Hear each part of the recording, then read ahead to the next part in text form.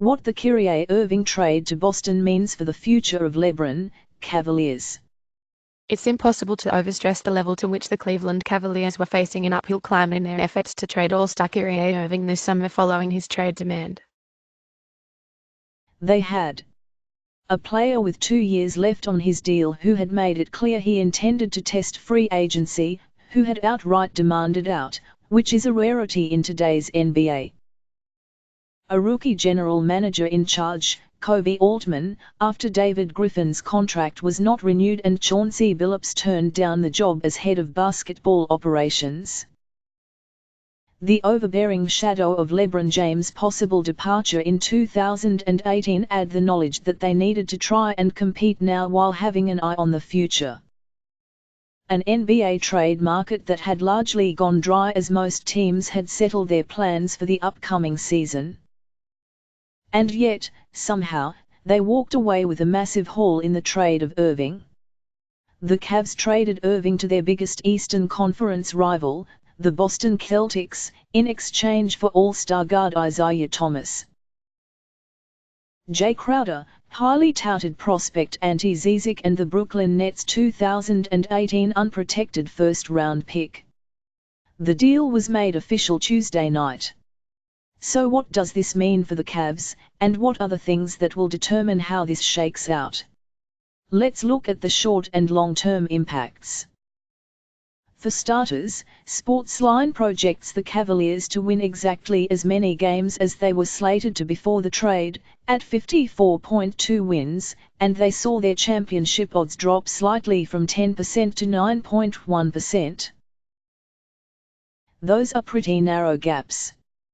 Player A has generated more points due to creating more free throws, despite shooting only slightly worse from the field. Player A is Isaiah Thomas, and Player B is Kyrie Irving. The question will be if Thomas will thrive as an off-ball force as he is needed to be alongside LeBron James. The struggle with Irving was always that he was limited as a playmaker, yet his assist numbers were nearly identical to Thomas, despite Thomas having a higher usage rate. Thomas' game seems to be capable of a greater adjustment to operating as a secondary playmaker, but this will be a big challenge for him. Thomas has never played on a team with a teammate so far above him on the pecking order, nor one who would have the ball as often as James. If James takes a secondary role to preserve his energy, which would be a smart decision on his part, then the team could thrive. Thomas benefited from the small ball approach the Celtics widely used last year, and with the shooters Boston has, he'll have constant spacing and weapons to find if the team collapses. Defensively, it's a wash. Thomas is a significantly limited defender, but his effort level is greater than Irving's. Irving's capability defensively is far greater, but he's simply never committed on that end. Thomas gives up on plays often, especially if screened. The benefit for Cleveland defensively comes from Crowder. Crowder is big, strong and mobile. He struggles to get around screens on account of his size, but he'll give James some breaks in guarding the top assignment every night, and can play down to 4 or even 5 if called upon in certain situations. He's an underrated rebounder. More importantly, he was 95th percentile via Synergy Sports defending spot-up plays, which was an issue for the Cavs.